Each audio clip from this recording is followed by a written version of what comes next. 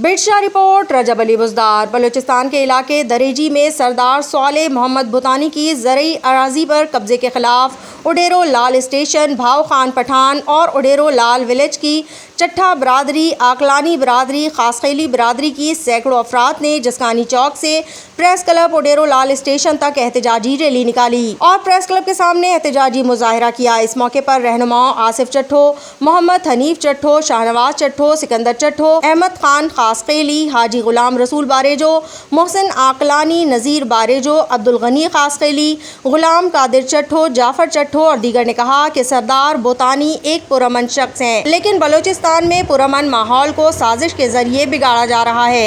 इनके सैकड़ों अफराद को गिरफ्तार करके जाली मुकदमा दर्ज कराए गए हैं और ज़राई ज़मीनों पर ज़बरदस्ती कब्जा कर लिया गया है। अगर ये नाजायज़ी का सिलसिला जारी रहा तो सिंध में एहतजाजी मुजाहरों का दायरा वसी किया जाएगा।